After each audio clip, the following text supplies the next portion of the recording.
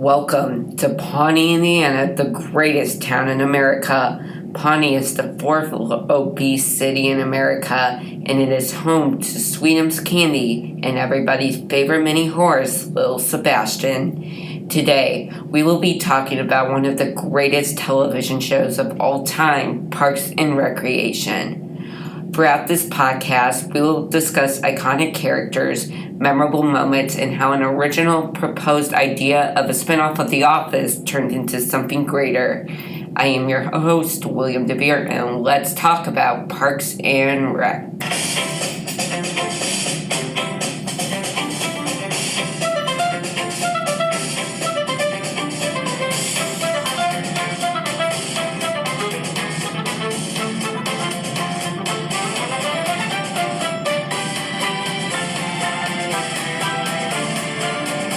Let's begin the episode by starting it. The first thing we are going to talk about is the first thing we are going to talk about. Before we talk about our characters in this episode, I do have some news. So, as you know, we are on episode 8 of the Parks and Recreation podcast, and I'm here to tell you that episode 9 will be the final episode of this season. Don't worry, I hope I did not give anyone a heart attack. Sorry, my original blueprint for the Parks and Recreation podcast was 10 episodes. But my time is wrapping up for this year, and I would not have been able to cover every single main character. Mark was not supposed to be covered, but I decided to cover him because I do talk about Mark throughout this podcast, and he was important to Season 1 and parts of Season 2. If I had done 10 episodes, it would have left out either Donna or Jerry, as Ben and Chris would be 8 and 9 respectively. And I don't want to leave out any of these beloved characters out. Everyone deserves the representation of attention they get and their actors for making these beloved characters come to life. No one deserves to be left out in any way whatsoever. Now my plan is to condense Ben Wyatt and Chris Traeger into this episode, talk about both characters this one episode, and talk about Don and Jerry in one episode next time, which will be the final episode. I will share more news about my plans for future episodes next week, but this week we will be talking about two fantastic characters in Ben and Chris.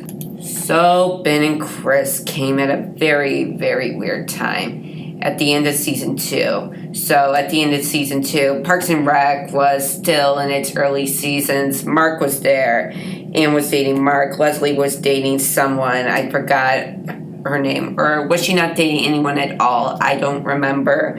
And April and Andy were not together yet, but were getting close to one another. It was the government shutdown that brought two different personalities and characters to the exotic land of Pawnee, Indiana. Two auditors from the state budget office came to tell our characters that the Pawnee government had no money. I believe this was in Season 2, Episode 22, The Master Plan. If I am wrong, I apologize.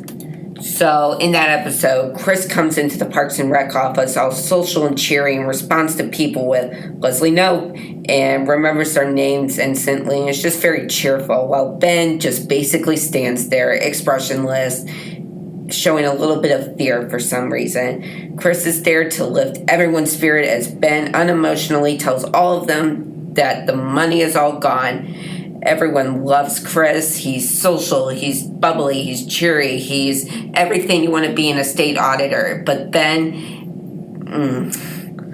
Leslie comes to odds with Ben, and somehow Ron wants to go camping with Ben. This is when Parks and Rec becomes something greater. Two fantastic characters are born, and Parks and Rec achieves television greatness. Now, for the rest of the episode, I'm going to divide the time talking about each character. Who will I choose first? Should I talk about Ben or Chris first? You choose. Well, you're actually listening to this pre-recorded podcast, so I'll have to choose. How about we literally talk about Chris Traeger first? Rob Lowe's excellent performance as Chris. Rob Lowe was a member of the Brat Pack in the 80s, and his career was revived as the incredible, literally, Chris Traeger. Lowe was only supposed to appear on Parks and Rec for 6 episodes, but he stayed. His contract was renewed, and it was a good thing because Rob Lowe's talents were there to shine. Chris, in my opinion, literally, is a well-developed and multifaceted character. He seems emotionally cheerful and always showcasing a smile on his face on the outside, but on the inside, he crumbles with the stress of always maintaining literally a perfect health and makes his negative stress on the inside unintentionally affect people around him, which makes Chris literally funny too.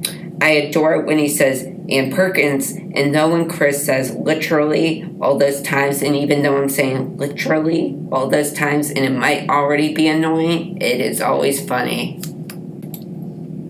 When talking about Chris, we're going to be covering Ann and Chris. So in previous podcasts before, I have talked about Ann and Chris. I like their relationship. Their relationship is not the best relationship on the show by far, but it's still worth watching. Their relationship in season 3 got cut short for the right reasons. Both the characters needed to grow as characters and develop more. But when Ann and Chris had a baby together, they declared their love for each other, and I thought it was pretty sweet. Rob Lowe exited the show along with Rashida Jones in season 6, and I missed Chris and Ann. He brought such a positive energy and light to the show, making everything better. But he came back in season 7, so that is literally a good thing. Now, literally, it is time for my top 3 Chris Traeger moments, literally, of his entire time on the show. So, first, coming in at number 3 is in season 4, episode 2, Ron and Tammy's. So, in this episode, Chris makes a public health service announcement with Ann and wants to get the public health announcement just right, literally. After 100 good takes, he still wants the perfect take. It is a hilarious moment that is so funny on so many levels because it is in prime Chris mode. Chris will alienate the people around him without even really knowing. His cheerfulness and optimism kind of comes across as self-centered at times, but that's one of the reasons I love Chris. Along with that same episode, the 2 Tammys, it's just a great side storyline that is one of my favorite Traeger moments. Next, coming in at number 2 is season 4, episode 14, Operation Ann. On Valentine's Day in this episode, Chris is down in the dumps about his love life and is in charge with the music for the Valentine's Day masquerade event. He picks the saddest, worst depressing music possible, and he is sitting on the stage thinking his life is over. This is when we get to see the Chris inside, and it is hilarious. It's the same episode where Ann can't find a date, and April breeds her weird friend Oren as Ann's candidate as a date. I believe it's that same episode where Ann meets a guy who likes his sister more than Ann. But Chris is just sitting there on the stage all sad. Tom wants him to lighten up the mood, change the music, but Chris is just sad. It is very hilarious because we see him happy most of the time, and instead he's just crumbling, literally. And coming in at number 1 is season 3, episode 2, The Flu. So Chris is at the hospital with the flu. This is the episode where Chris says the microchip has been compromised and tells himself, stop pooping. Lowe has great physical comedy of Chris as he's lying on the floor and wanting to get up, and Ann picks him up and she says, I love the flu. I love this episode because this is also the episode where April threatens Ann while she's in the hospital with the flu, and it's just so funny. Chris in that one scene alone has probably 3 to 4 amazing lines that I remember from previous viewings and second viewings of the show. As we leave Chris Traeger, we will transition into talking about Ben Wyatt, the human nerd, Professor Bugs, Adam Scott's great performance, out of this world. As you know, Adam Scott is a fantastic actor. Fun fact, He was supposed to play Jim on The Office, but Krasinski got it rightfully so. But he was made for Ben Wyatt. Before Parks and Rec, he usually played on-screen jerks, and being able to portray sweet Ben is a treat. It really showcases his acting range. Watch him in Apple TV Plus's Severance. He is phenomenal in that. Severance is a drama. It is an amazing show.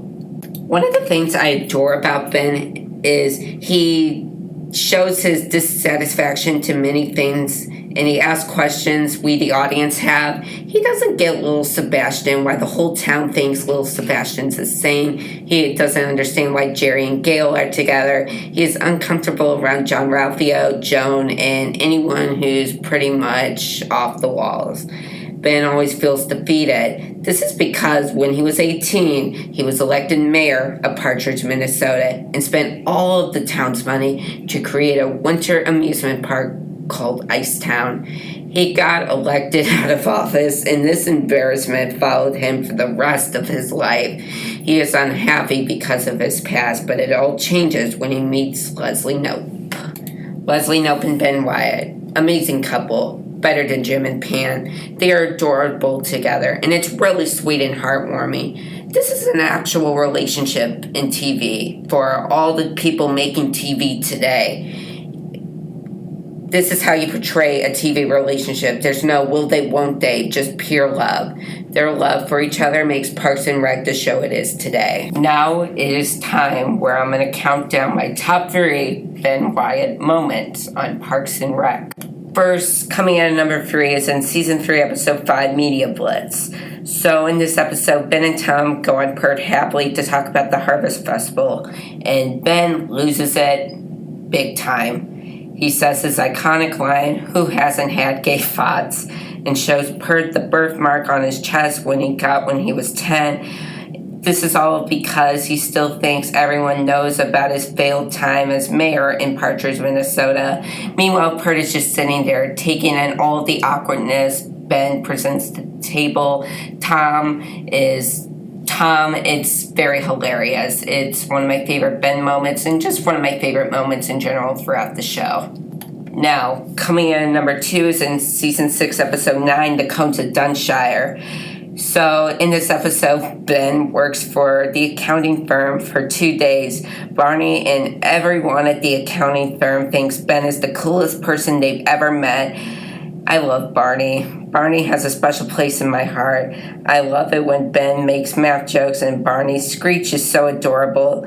They eat calzones. Everything is great. And it is so heartbreaking when Ben has to tell them he quits.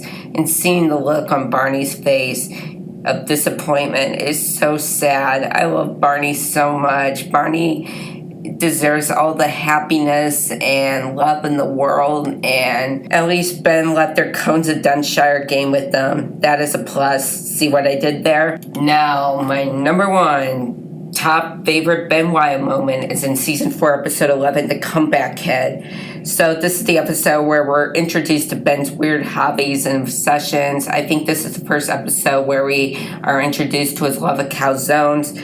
So Ben is not working. He's spending his day making claymation film, his film Requiem for a Tuesday, which is a great runtime spanning at only 2 seconds.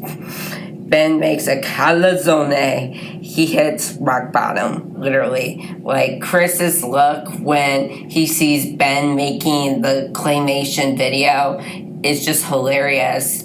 Chris is worried about his friend. I'd probably be worried about Ben, but just let him have his time making claymation. He's going to go back to work anyway sometime. And just let me say, Requiem for a Tuesday is one of the greatest films of all time. I truly love it. I love how much we learn about the characters and how many great scenes we get. The scene where he gets out of bed is probably one of the greatest scenes in cinema history. That is all the time we have for today. I enjoyed talking about 2 great characters in Chris and Ben, respectively, who made Parks and Rec turn into something even greater. Join us next week for our final episode this season as we talk about Jerry Gergich and Donna Meagle. And I will be sharing some special plans for the future on next time's episode. I hope you enjoyed today, and I'll see you next time on Parks and Rec.